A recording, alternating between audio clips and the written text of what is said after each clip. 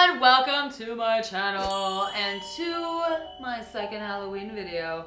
So if you follow me on any other social media channel or watch my vlogs, you know that I spent 6 freaking days trying to figure out how to create a mold for these crystals. They're actual real crystal molds.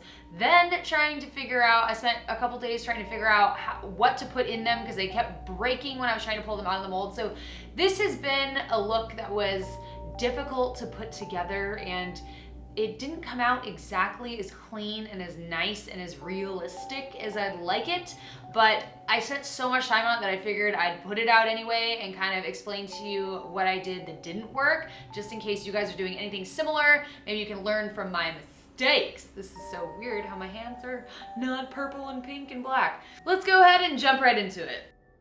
Here's a picture that I found on WeHeartIt that kind of created and inspired this entire look.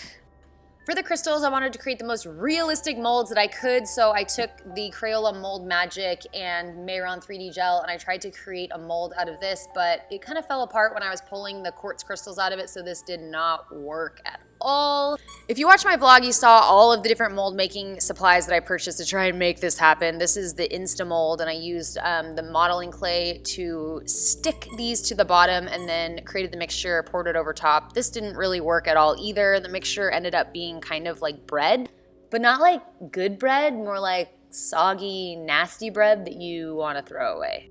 After searching long and hard on the interwebs, I found this recipe to create a silicone mold. This 100% silicone is about $8. It's from Ace Hardware, and you need dish soap and water. Pretty much pour that into the water, make sure it's all mixed in there, and then you cut the end of the silicone off, and then you squirt that entire silicone thing into the bowl, depending on how big you want your mold to be.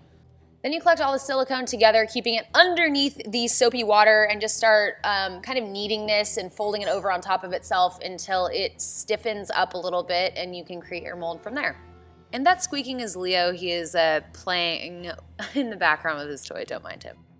Kind of hard to explain the texture that you're going for here, but it's like kind of stiff but not. And then I covered this plate with some saran wrap and covered it with some of the soapy water just to make sure that it doesn't stick or meld to the plate. And I flattened this and I started pressing my objects into it, and you're gonna wanna leave these in at least for a few hours. I left mine overnight just to be safe.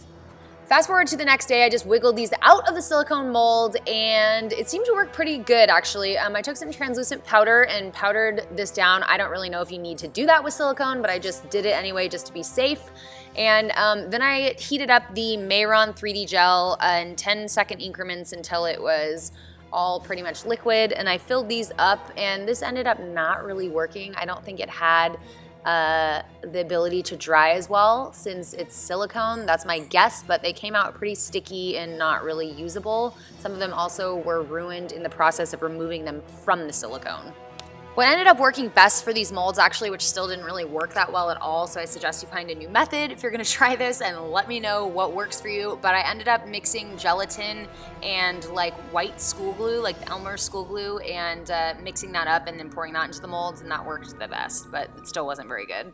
I think for these molds, I needed something that was a bit more firm. Probably something like gelatin 300 bloom, I think would work. I've never worked with this, but I've read about it, and it is supposed to be a little bit less malleable, which I think would be great for this. For the bald cap, I just bought this at my local Halloween store. It's pretty inexpensive. This is latex. I would purchase a plastic one if I were you, and we'll get into why, but I just put my hair in a wig cap. I thought that would be the easiest. Cut off some extra latex here, and then I was lazy and I wasn't going anywhere after this, so I just twisted it up, and that was pretty much the easiest way to make it tight on my head. And this is Prozade. I'm just putting that on my forehead, and you have to wait until it is almost completely clear, and then I was pressing the latex down onto this. Plastic bald caps are great because you can take acetone and pretty much just melt it off into your skin, but it won't melt your skin. This is just some latex, and I took this and did about 4 rounds, so this is the 4th one, fast forward, and it pretty much just makes the edge seamless into your skin. And I put this all over the bald cap just in case. Once again, not super experienced with this, but I just wanted to make sure the paint was going to stick. See, I told you this wasn't a tutorial video. We're learning together. Here are the only crystals that we ended up with. Those light ones were the Mehron 3D gel, which didn't work. The paint did not stick to it. So I'm just sketching out the skull shape while looking at a reference photo with a NYX Wonder Pencil. This is awesome because it's light and you can just see the shapes, and they also wipe right off if you mess up, so no big deal if you do. For paint, I used Global Colors water activated paint. This is a mixture of a pink color and a purple mixed together just to create this nice Barney tone. And I just painted this pretty much all over my face, avoiding the areas where I was going to be painting in dark cavernous holes in the skull. For the areas of the skull, I just took a black and kind of mixed it with the pink and purple concoction that I created just so it wasn't super, super black, but then later I ended up blackening it up a bit anyway. So just kind of painted in those areas with this paint. Make sure for sure you are looking at a reference photo during this. It'll make it so much easier for you. I was looking at it like every 10 seconds. I just tried to cut it out because we don't need to be here longer than we need to, right? Am I right? I took some black eyeshadow just to kind of like soften up the edges here, and then I kind of went over and did another layer where I felt it needed it with the paint. Now we try, that's the key word, try to apply these. I applied some Prosiate and I actually cut them so they would sit at an angle, and these did not really stick to this. I jumped the gun a little bit. This should be clear before you put these on. I was just like in a hurry. It was like 10 o'clock at night. I was like, I'm tired. So I tried to stick these on this way. They kept falling off. Then I tried to remove the paint and stick them on there. Nothing was really working, so it was really just hit or miss at this point. And then I even tried to put latex in between everything. That didn't really work either. So if you have any suggestions, if you see where I went wrong here, let me know. Maybe I should have done it before I painted this. Not really sure. So if you guys have any suggestions, definitely let me know.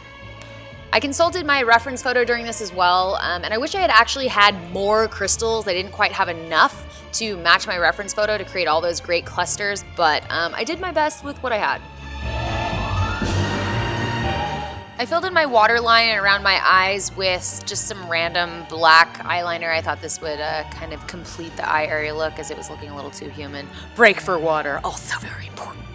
So for painting these suckers, I kind of just followed the reference photo exactly and just did what I saw on there, except for the base around. I did do a darker just to make it look like blend in a little more seamlessly. I think it worked a little bit.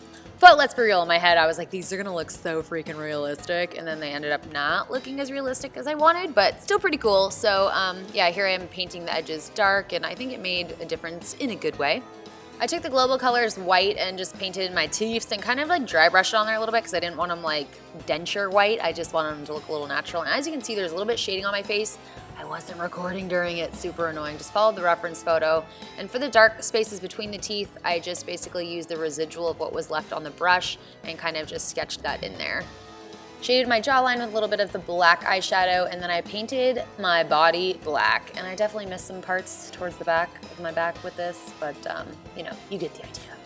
Ta-da! So that concludes this look right here. That was difficult. I'm glad we made it through, kind of. Hopefully you guys enjoyed it and learned something new from it. I learned so many new things from trying to create this look. There's a lot of things I still need to learn. I should probably go to school for FX. I find it fascinating, but I'm glad I was able to kind of like half-ass put this together for you guys. So if you enjoyed it and enjoyed the journey to where we are now, then please give this video a thumbs up, and please don't forget to subscribe to my channel and become a fox if you haven't already. And we'll see you in the next video. Bye guys. Ow. Ow, ow, ow. I just want a big fat bean and cheese burrito. Ow, it hurts so bad. I'm being such a wiener. Help me.